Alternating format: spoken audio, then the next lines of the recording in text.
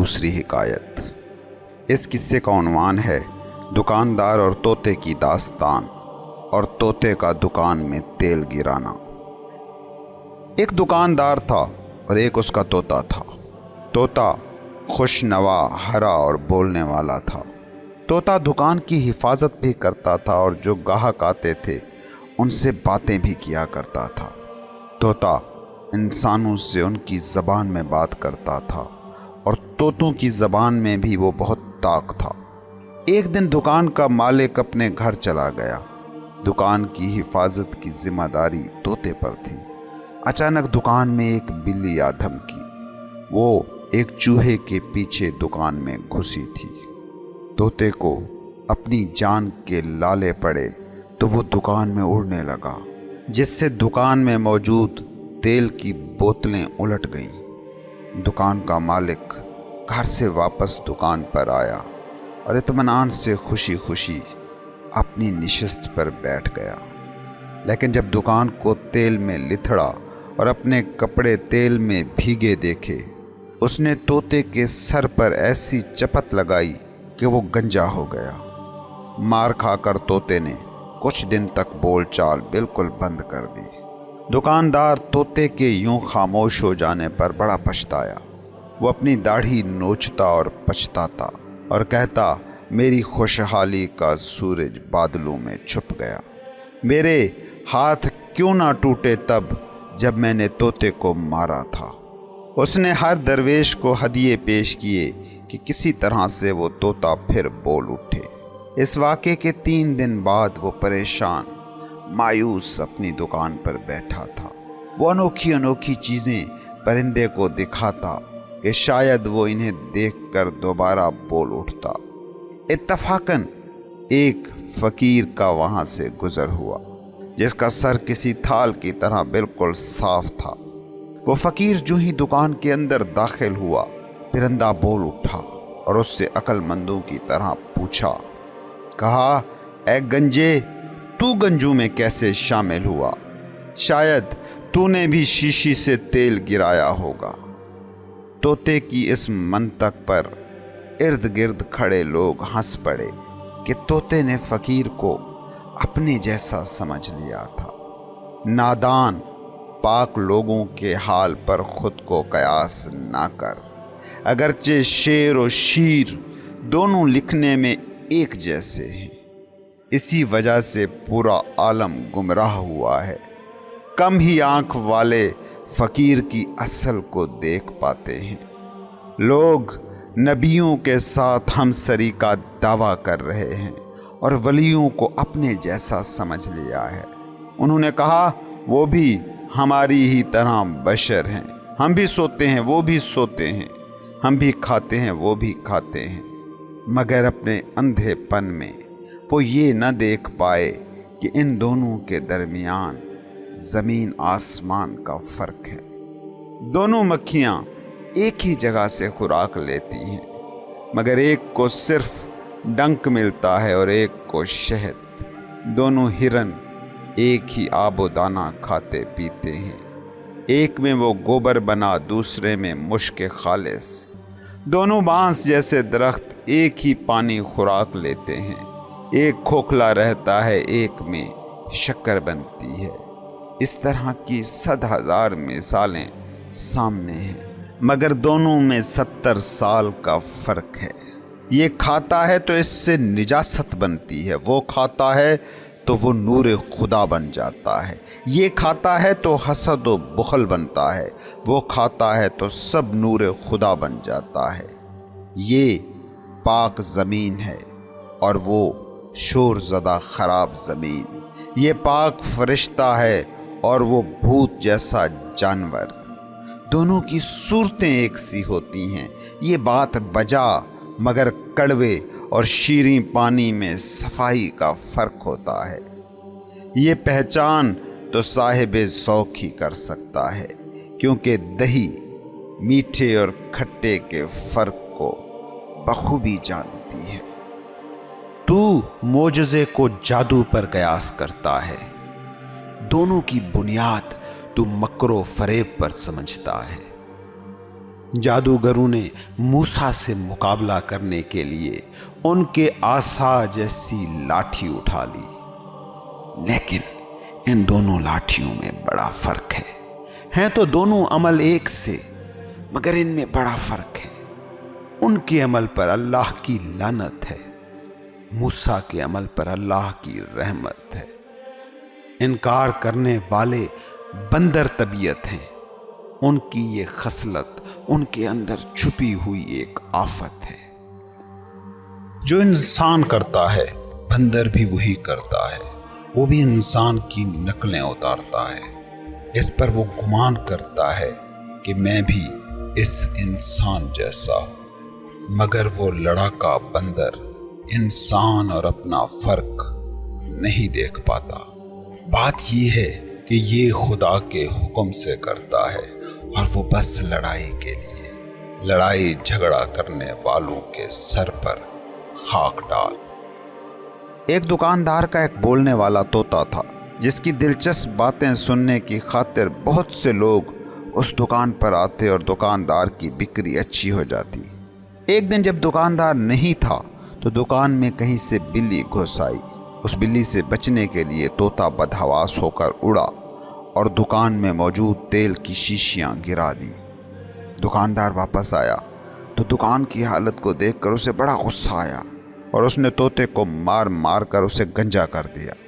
तोते ने मार खाने के बाद अपनी बोलचाल बंद कर दी। अब दुकानदार को पशेमानी हुई कि इसी तोते की बातें सुनने के लिए ही तो उसकी दुकान पर हमेशा रश रहता था और उसका सौदा खूब बिकता था। दुकानदार ने बड़ी कोशिश की कि किसी तरह वो तोता एक बार फिर बोल उठे, मगर तोते ने बोलना था ना वो बोला। और फिर एक दिन एक हैरानकुन वाक़या हुआ। एक दरवेश फ़कीर उसी दुकान के सामने से गुजरा जो सर से मुकम्मल तौर पर गंजा था।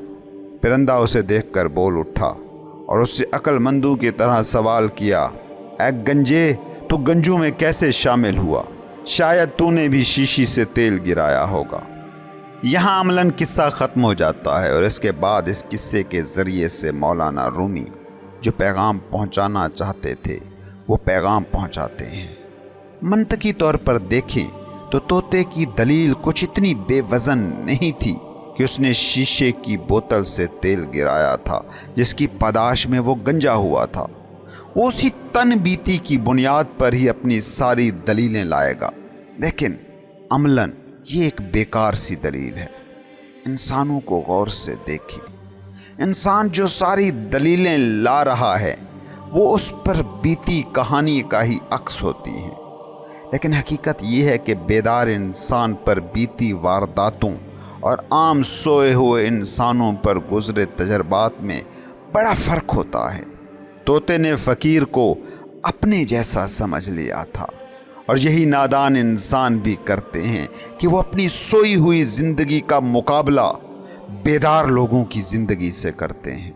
कभी तुमने गौर किया है, जब तुम किसी फ़कीर को, किसी गुरु को, किसी मुर्शिद को तलाश करने निकलते हो तो तुम फ़कीर, दरवेश, गुरु, मुर्शिद को तलाश नहीं कर रहे होते, बल्कि उस तस्वीर को तलाश कर रहे होते हो जो तुमने खुद अपने जहन में तराश रखी है। तुम मुर्शिद नहीं ढूंढते, अपने जहन में मौजूद एक इमेज को ढूंढते हो।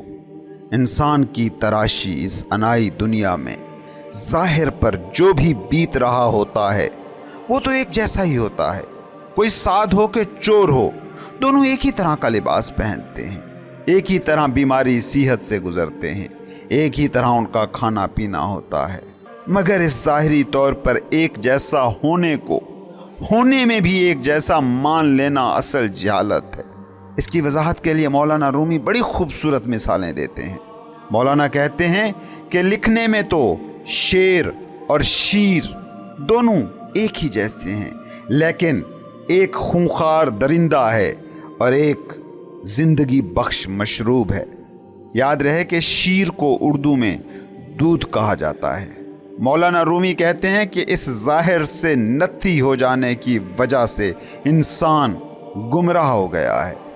एक नादान तोता क्या जाने फ़कीर क्या होता है, दरवेशी क्या है। उसे तो बस अपने आप पर बीते हालात ही हकीकत का पैमाना नजर आते हैं। किसी बीमार से पूछें इस दुनिया का सबसे बड़ा मसला क्या है, वो कहेगा इस दुनिया का सबसे बड़ा मसला है सेहत। किसी भिखारी से इस दुनिया का सबसे बड़ा प्रॉब्लम पूछें, वो कहेगा मईशत। हकीकत को देखने के लिए इंसान के पास जो आँख है उस पर हमेशा अनाई ज़ात की ऐनक चढ़ी रहती है, वो ऐनक के जो कभी उसे हकीकत तक पहुंचने नहीं देती। मौलाना रूमी कहते हैं कि इस तोते ने फ़कीर के गंजेपन की वजह से उसे अपने जैसा समझ लिया। वो नादान था। पाक लोगों को अपने हाल पर कयास मत करो। खालिस रूहें, बेदार शऊर, सूफी के ज़ाहिर को देखोगे तो वही कुछ तुम्हें मिलेगा जो इस दुनिया के बाकी लोगों में मिलता है। इंसान सोया हुआ हो या जागा हुआ हो, उसे देखकर तुम उसे इंसान ही कहोगे कि सोए इंसान के भी वही दो पैर हैं, वही दो आंखें हैं, वही नाक, वही एक मुंह, वही दो हाथ हैं, और जागे इंसान के भी। मगर सोया इंसान मुर्दे की मानंद है, वो कुछ भी नहीं कर सकता। लेकिन जागा हुआ इंसान चल सकता है, देख सकता है, तख्लीक कर सकता है, रो सकता है, भाग सकता है। वो अपने पूरे जिस्म को कंट्रोल करने वाला और मालिक होता है। ये तो जिस्मानी तौर पर सोए हुए और जागे हुए का फ़र्क है। खुद सोचो, जो रूहानी तौर पर बेदार हो गया वो और एक आम इंसान जो अनाई दुनिया का बस एक पुर्जा है, वो एक से कैसे हो सकते हैं? हाँ, उनका ज़ाहिर देखकर तुम लाख कहते रहो कि दोनों एक से हैं, मगर उन दोनों के होने में, उनकी बीइंग में, उनकी हस्ती में ज़मीन आसमान का फ़र्क है। एक कायनात में मौजूद वहदत को देख रहा है और एक कायनात को टुकड़ों में बटा कसरत को देख रहा है। एक चीज़ों के होने से जुड़ा है और एक चीज़ों से मावरा हो गया है। मौलाना रूमी कहते हैं कि कम ही आंख वाले फ़कीर की असल देख पाते हैं। लोग तो नबियों के साथ हमसरी का दावा भी करते रहे हैं, वलियों को अपने जैसा समझते रहे हैं और कहते रहे हैं कि वो भी हमारी ही तरह बशर ही तो हैं। हम भी सोते हैं, वो भी सोते हैं, हम भी खाते हैं, वो भी खाते हैं। ये सब बातें बजा, मगर अपने अंधेपन में वो ये न देख पाए कि इन दोनों के होने में ज़मीन आसमान का फ़र्क है। तुम ज़रा गहराई में जाकर सोचते क्यों नहीं हो कि अगर नबी, वली, सूफ़ी और आम इंसान सब बराबर थे तो इनके जीने के ढंग में ये ज़मीन आसमान का फ़र्क क्यों? उनके होने के तर्ज में ये तफावत क्यों? नबी, वली, सूफ़ी, उनका होना कायनात के पूरे शऊर में शामिल हो जाता है और उनके हम असर आम लोग लहरों की तरह मौत के साहिल से टकरा टकरा कर मिटते रहे हैं। मौलाना रूमी इसकी मज़ीद वजाहत करते हुए कहते हैं कि डेंगू और शहद की मक्खी को देखते हो, एक के दामन में सिर्फ जहर है और दूसरे के पास भी वैसा ही डंक है, मगर साथ ही साथ सेहत बख्श शहद भी है। आम इंसान वही मक्खी है जिसके पास सिर्फ डंक है, जिससे वो खुद को और दूसरों को बस जहरीला करता रहता है। सूफ़ी के पास उसी आम इंसान की तमाम सलाहियतें भी मौजूद होती हैं, मगर वो इन तमाम औसाफ को अपने अंदर मौजूद रूह यानी शहद को बचाने में खर्च करता है। एक और मिसाल मौलाना रूमी लाते हैं कि हिरन देखने में सारे एक जैसे होते हैं, एक ही जैसी खुराक खाते हैं, एक ही जैसा पानी पीते हैं, मगर एक हिरन में ये सारा आबो दाना गोबर बन जाता है और दूसरे में जाकर खालिस मुश्क बन जाता है। इस बात को समझो कि सारे ही इंसान अपने अंदर आबो दाना लेकर जाते हैं, सारे ही इंसान क़याम व ताम का बंदोबस्त करते हैं, सारे ही इंसान जिस्म के तकाज़े पूरे करते हैं, लेकिन इससे ये न समझ लेना कि सारे इंसान होते भी एक जैसे हैं। اس کے بعد مولانا ایک اور مثال کے ذریعے بیدار اور سوئے ہوئے انسان کے فرق کو واضح کرتے ہیں۔ بانس کا تنا اور گنے کا تنا دونوں ہی ایک جیسے نظر آتے ہیں، دونوں ہی ایک جیسی خوراک پانی زمین سے لیتے ہیں، مگر ایک بس کھوکھلا سا تنا ہے جس میں نہ رس ہے نہ ذائقہ، جبکہ دوسرے میں شکر موجود ہوتی ہے۔ مولانا فرماتے ہیں کہ ایسی ہزاروں مثالیں ہیں کہ جن میں بظاہر کوئی فرق نظر نہیں آتا، لیکن اپنی حقیقت میں دونوں میں زمین و آسمان کا فرق ہوتا ہے۔ بیدار انسان بھی کھاتا ہے اور سویا ہوا انسان بھی کھاتا پیتا ہے، مگر انکانشیس آدمی کا کھایا پیا سب نجاست بنتا جاتا ہے، جبکہ کانشیس آدمی کا سب کھایا پیا نور خدا بن جاتا ہے۔ تم غور سے دیکھو اپنی زندگی کو اور ایک صوفی کی زندگی کو۔ تم کھاتے ہو، پیتے ہو، انرجی بناتے ہو، اور اس انرجی کو بخل، لالچ، غصے، نفرت میں کھپاتے ہو، دکھ تخلیق کرنے میں خرچ کرتے ہو، اور اسی آب و دانہ سے صوفی بھی انرجی بناتا ہے، مگر اسے محبت میں ڈھال دیتا ہے، رحم دلی میں خرچ کرتا ہے، انسانوں کو بیدار کرنے کی کوششوں میں خرچ کرتا ہے۔ مولانا رومی کہتے ہیں کہ سیم زدہ زمین ہو کہ آباد ہری بھری زمین، دونوں ہی ایک چیز سے مل کر بنی ہیں، دونوں ہی مٹی، ریت اور باقی دھاتوں سے تشکیل پاتی ہیں، مگر ایک بنجر کہلاتی ہے، ایک زرخیز زمین۔ میٹھی جھیل اور سمندر کا پانی دیکھنے میں ایک جیسا سہی، مگر دونوں میں زمین و آسمان کا فرق ہے۔ ایک شیریں پانی سے انسانوں اور جانوروں کو سراب کرتی ہے، اور دوسرے کا پانی کڑوا، کسیلا اور ترش ہوتا ہے کہ انسان اور جانور انہیں پئیں تو زندہ نہ بچیں۔ یہ فرق پہچاننے کے لیے ایک خاص قسم کی آنکھ کی ضرورت ہوتی ہے، کیونکہ دہی بہت اچھی طرح جانتا ہے کہ کھٹا پانی کیا ہے اور میٹھا پانی کیا۔ میٹھا پانی اس میں ملاؤ تو دودھ کی حالت میں کوئی تبدیلی نہیں آتی، لیکن کھٹا پانی دودھ میں ملے تو دودھ کی نیچر ہی بدل جاتی ہے۔ تم انسانوں کو دیکھتے ہو، مگر کیا دیکھتے ہو یہ بہت اہم ہے۔ اگر ظاہر کو دیکھنے والی آنکھ ہے تو وہ بیدار انسان اور سوئے انسان میں کوئی فرق نہیں دیکھ سکے گی۔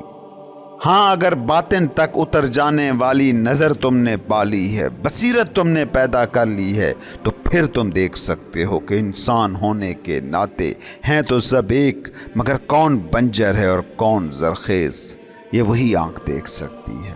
ظاہر کی آنکھ چیزوں میں خود کا بھراؤ دیکھتی ہے، اور باطن کی آنکھ یہ دیکھتی ہے کہ چیزیں ہونے یا نہ ہونے سے میرا ہونا، میری بینگ طے نہیں ہوتی۔ مولانا رومی کی یہ حکایت بہت معنی خیز ہے۔ ایک روایت ہے کہ جب مولانا رومی کے پیر و مرشد شمس تبریز بغداد سے کونیا پہنچے تھے تو انہوں نے اپنے سر کے بال، بھووں اور مونچھ داڑھی کے بال منڈوا دیے تھے۔ کونیا کے رہنے والے اکثر لوگ شمس تبریز کے مخالف ہو گئے تھے، کیونکہ وہ وہی نادان طوطے تھے جو اپنے گنجے ہونے کا قیاس شمس تبریز کے بے بال چہرے اور سر پر کر رہے تھے۔ اس دنیا کو غور سے دیکھو، یہ دنیا دکھ میں ڈوبی ہے، غموں میں لتھڑی ہے، اور ایسا نہیں کہ آج ہی ایسا ہے، ہمیشہ سے ہی ایسا ہی ہے۔ ہمیشہ ہی انازدہ انسان اکثریت میں رہے ہیں، مگر اسی دنیا میں ایسے لوگ آئے ہیں، اب بھی ہیں، مستقبل میں بھی ہوں گے، کہ جو زندگی کو کسی اور ہی ڈھنگ سے جیتے ہیں، جنہیں دکھ چھو کر نہیں گزرتا، جنہیں کثرت میں وحدت نظر آتی ہے، جو اپنا ہونا انا کے تجربات سے اخذ نہیں کرتے، بلکہ ان کا ہونا بس ان پر ہی منحصر ہوتا ہے۔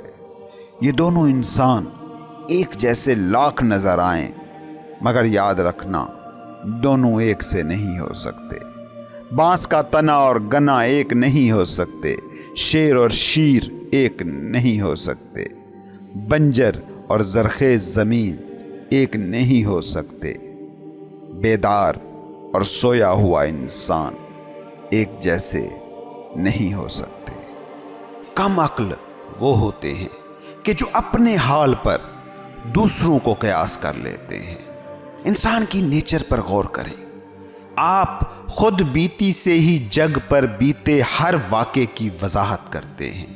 آپ کی انا کا جو ڈھانچہ ہے، جو لالچیں، جو نفرتیں، جو دکھ اور سکھ کا تجربہ آپ کو ہوتا ہے، اسی اینک سے ہی آپ دوسروں کی زندگیوں اور تجربوں کو پرکھتے ہیں. جیسے اس قصے میں دکاندار کا طوطا اپنے گنجے پن کا قیاس ایک فقیر کے گنجے پن سے کرتا ہے. گنجے فقیر کو دیکھ کر طوطا کہتا ہے، کیا تم نے بھی اپنے مالک کی دکان میں تیل کی شیشیاں گرائی تھی، اسی لیے گنجے ہوئے ہو؟ کیونکہ اس کے گنجے پن کی وجہ یہی تھی. نادان لوگ بھی اپنے دکھوں کو فقیروں، صوفیوں کے مسائل پر قیاس کرتے ہیں. لیکن یہ سمجھنا چاہیے کہ بڑا فرق ہوتا ہے اس شخص میں جسے دنیا ملی ہی نہ ہو، اور اس شخص میں کہ جسے دنیا ملی ہو مگر جس نے دنیا ترک کر دی ہو. وہ شخص کہ جو بھیک مانگ رہا ہے کیونکہ اس کے پاس اور کوئی وسائل نہیں ہے، اور وہ شخص کہ جو بھیک مانگ رہا ہے مگر جس نے سلطنتیں چھوڑ رکھی ہیں. ابراہیم بن ادہم بادشاہ سے بھکاری ہوئے، سدھارتھ بدھا شہزادہ ہونے کو چھوڑ کر بھیک مانگ رہا ہے. اب ان فقیروں کو عام بھکاریوں سے ایک کر دینے والے نادان ہی کہے جا سکتے ہیں. ہاں، بجا کہ دیکھنے میں شاید ان دونوں کے درمیان کوئی فرق محسوس نہ ہو کہ دونوں کے ہاتھ میں ہی کشکول ہیں، مگر ان کو ایک سمجھنا میری حماقت کے سوا اور کیا کہا جا سکتا ہے. ایک بھکاری وہ ہے کہ جو یہ جان چکا ہے کہ اس دنیا کی مال و متاع، عہدے، شاہیاں بیکار ہیں، اور ایک مانگ رہا ہے اس لیے کہ کسی طرح وہ پیسے جمع کر کے رتبے والا، مال و دولت والا بن جائے. ایک اس لیے بھیک مانگ رہا ہے کہ اس نے شاہی جی لی ہے، اور ایک اس لیے بھیک مانگ رہا ہے کہ وہ شاہی جینا چاہتا ہے. ان دونوں میں زمین آسمان کا فرق ہے. مولانا رومی اس فرق کو کئی مثالوں سے سمجھانے کی کوشش کرتے ہیں، جن کا گزشتہ اسباق میں ہم ذکر بھی کر آئے ہیں. اس سے آگے بھی مولانا رومی کئی مثالیں دیتے ہیں. اس سلسلے میں جو اگلی مثال ہے وہ بڑی دلچسپ ہے. مولانا کہتے ہیں کہ نادان لوگ معجزے کو جادو پر قیاس کر لیتے ہیں. معجزے اور جادو کو غور سے دیکھیں، دونوں میں بظاہر کوئی فرق نہیں. دونوں ہی خیر کی عادت ہیں، دونوں ہی روٹین سے ہٹ کر ہوئی ایک ایکٹیویٹی ہے. دونوں ہی انسان کو ورطۂ حیرت میں ڈال دیتے ہیں. دونوں ہی عام قوانین فطرت کے خلاف محسوس ہوتے ہیں. مگر اس سیمنس کی بنیاد پر جادوگر اور معجزے دکھانے والے نبی کو ایک سمجھ لینا نری حماقت کے سوا اور کیا ہوگا.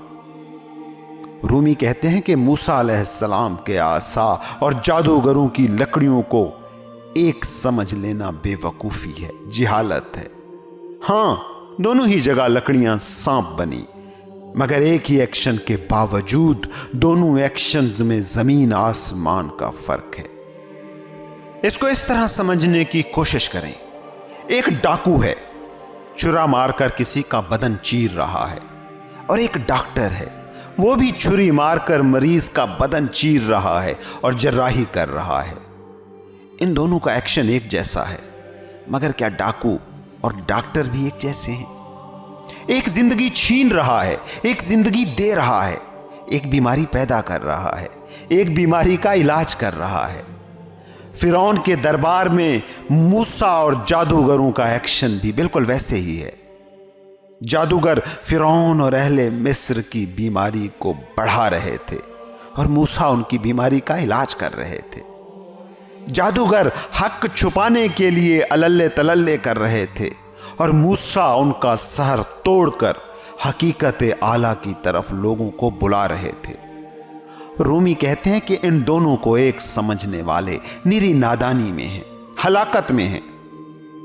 فقیر کو تم کسی سڑک کے کنارے بھیک مانگتا دیکھ سکتے ہو اور افسوس سے سر ہلا سکتے ہو کہ بیچارہ کتنی بری حالت میں ہے، لیکن تم اس تجربے کو نہیں دیکھ سکتے جو اس پر گزر رہا ہوتا ہے. جس حالت وحدت میں، جس وننس میں وہ بینگ کو انجوائے کر رہا ہوتا ہے، उसे तुम नहीं देख सकते, क्योंकि तुम्हारे दुख सुख के पैमाने वही हैं जो तुम जीते हो। मौलाना रूमी कहते हैं कि मूसा और जादूगरों के एक्शन को देखोगे तो हो सकता है कि तुम्हें वो एक जैसे लगें, मगर इन दोनों की हालत बहुत ही मुख्तलिफ है। एक खुदा की आयतों को छुपा रहे हैं और एक खुदा की आयतों को दिखा रहा है। एक के अमल पर अल्लाह की लानत बरस रही है और दूसरे के अमल पर अल्लाह की रहमत बरस रही है।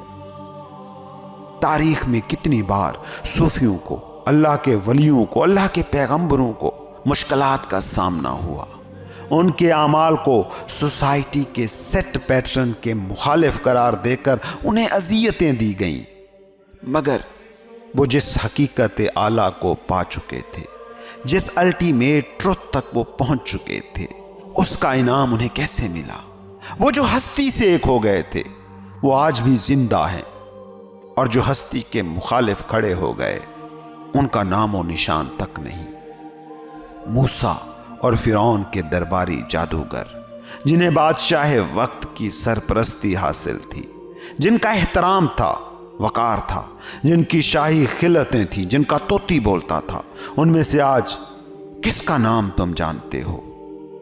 और जब मूसा का नाम आता है तो हर आंख अदब से झुक जाती है।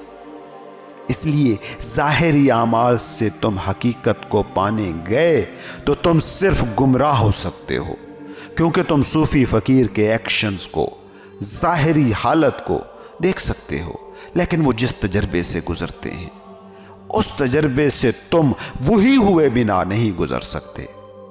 कभी तुमने सूफिया की तालीम को गौर से देखने की कोशिश की है? वो अपने तजर्बे तुम्हें दिखाने के लिए बेचैन नहीं होते।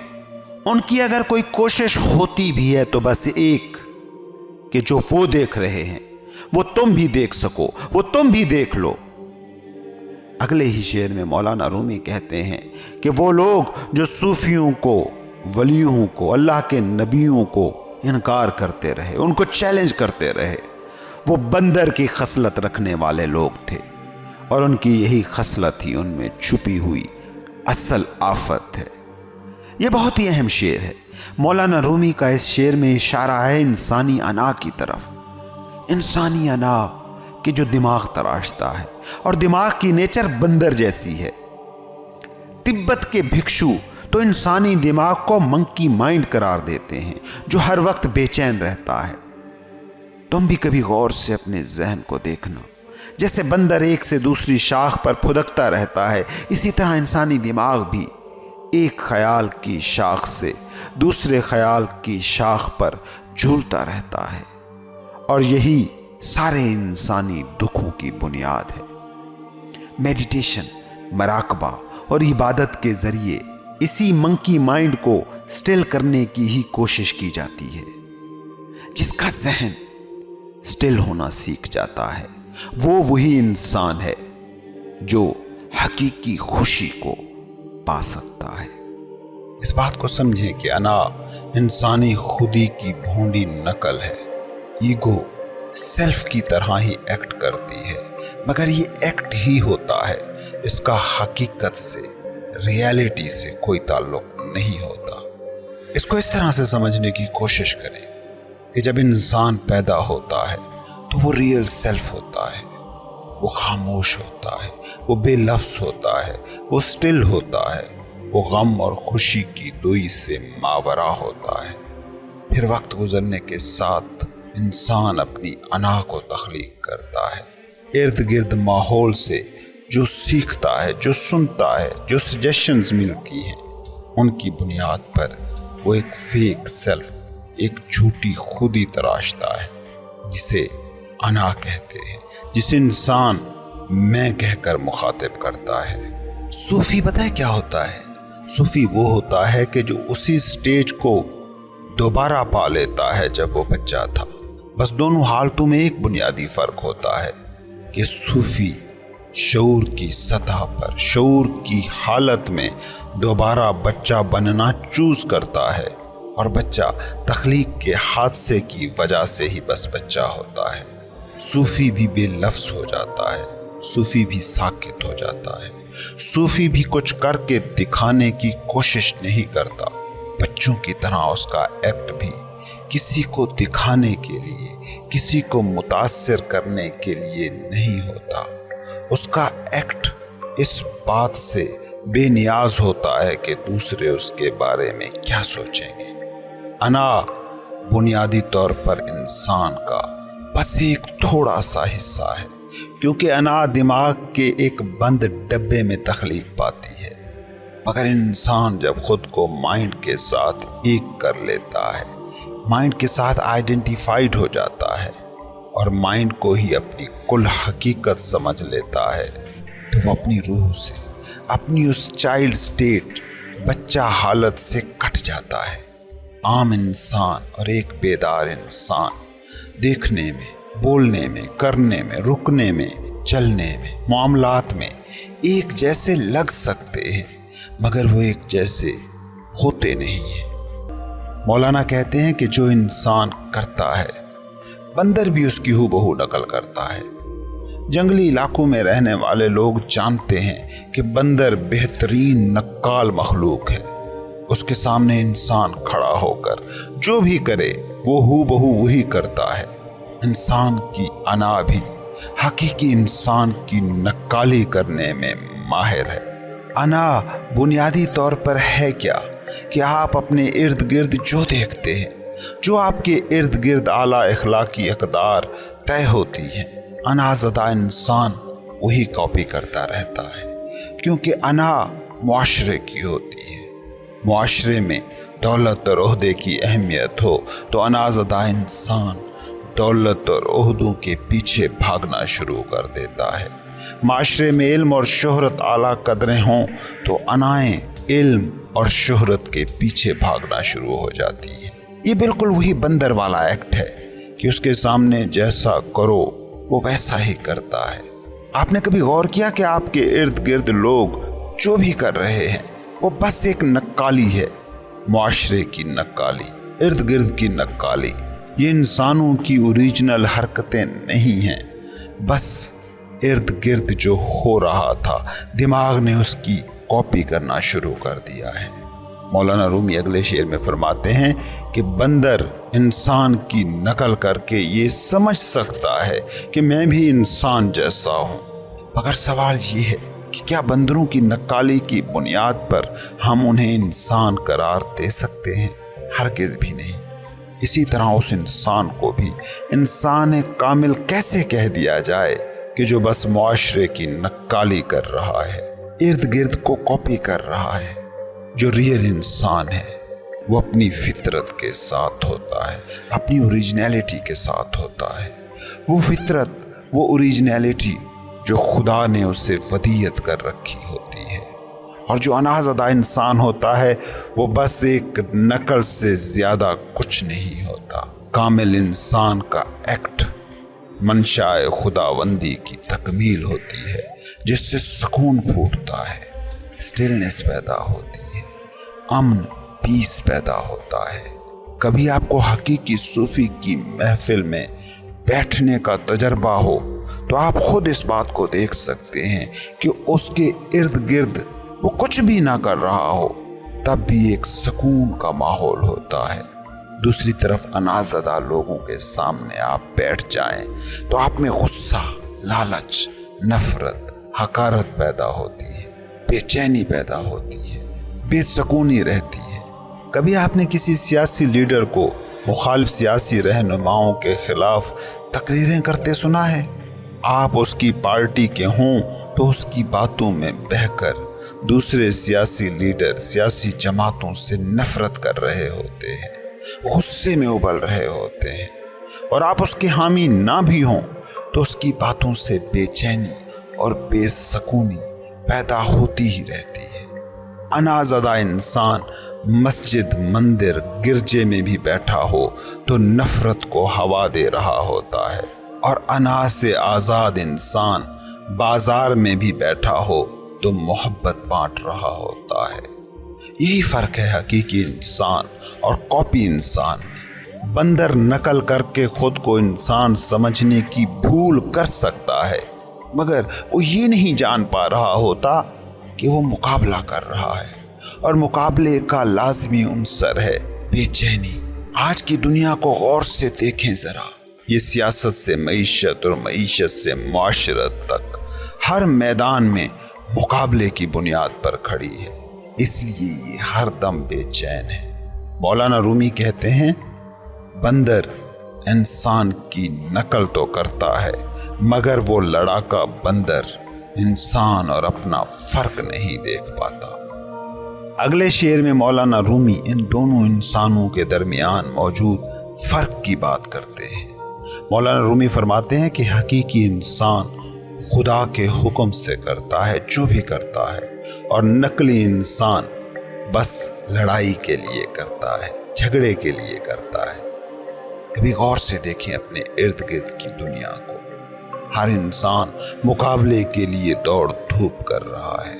اخبار میں کالم لکھنے والا سارا دن ریسرچ کرتا ہے اور وہ تنقیدی نقطے ڈھونڈ لاتا ہے کہ جو اس کے مخالفوں کو شکست دے سکیں۔ مولوی، پنڈت، پروہت مذہبی کتابیں کھول کر بیٹھے ہیں اور ان مقدس صحیفوں سے دلیلیں نکال رہے ہیں کہ دوسرے مذہب والے، فرقے والے، تمدن والے، کلچر والے کتنے جھوٹے اور سراپائے شر ہیں۔ ان کی ساری کاوش کا ایک ہی مدعا ہے، جھگڑا۔ وہ بندر جو انسان کی نکالی کر رہا ہوتا ہے، اس کو بھی غور سے دیکھیں، وہ سیکھنے کے لیے نکالی نہیں کر رہا ہوتا بلکہ مقابلہ کر رہا ہوتا ہے، بتا رہا ہوتا ہے کہ جو تم کر سکتے ہو وہ میں کر سکتا ہوں، جھگڑ رہا ہوتا ہے، کہہ رہا ہوتا ہے میں تم سے کم نہیں ہوں۔ آج کی دنیا اسی بندر کی طرح ریئیکٹ کر رہی ہے۔ ہر کوئی کچھ ہونا چاہتا ہے، ہر کوئی کسی کو ہرانا چاہتا ہے، ہر کوئی کسی سے برتر ہونا چاہتا ہے، کسی کو کمتر دکھانا چاہتا ہے۔ مولانا رومی کہتے ہیں کہ ایسے لڑائی جھگڑا کرنے والوں کے سر پر خاک ڈال۔ اس کو آج کی روزمرہ پنجابی زبان میں کہا جائے تو ایسے کہہ سکتے ہیں، مٹی پاؤ۔ ارد گرد ہو رہے مباحثے، مجادلے، مذاکرے، ان کو اپنی توجہ کا مرکز مت بنائیں، خود کو اپنی توجہ کا مرکز بنائیں۔ آپ خدا کی تخلیق ہیں اور خدا کی ہر تخلیق ایک الگ سے شاہپارہ ہے۔ جب آپ خود پر توجہ کریں گے تو پھر آپ سمجھ سکیں گے کہ خدا نے آپ کو کن خاص صفات کے ساتھ تخلیق کیا ہے، پھر آپ اپنی اس نیچر کے ساتھ زندگی جئیں گے، نہ کہ بندر کی طرح بس ارد گرد کی نکالی کرتے ہوئے مر جائیں گے اور اس دنیا کو جنگاہ بنائے رکھیں گے۔ پھر آپ کا کنٹرولنگ پوائنٹ کوئی اور نہیں ہوگا۔ جیسے بندر اور انسان کی مثال ہے کہ بندروں کو انسان کے ایکشن کنٹرول کرتے ہیں۔ جب توجہ اندر کی طرف جاتی ہے اس وقت آپ وہ بن جاتے ہیں جیسا آپ کو خدا نے بنایا ہے، لیکن جب بندر کی طرح آپ کی توجہ باہر پہ چلی جاتی ہے تو پھر باہری دنیا آپ کو کنٹرول کرتی ہے۔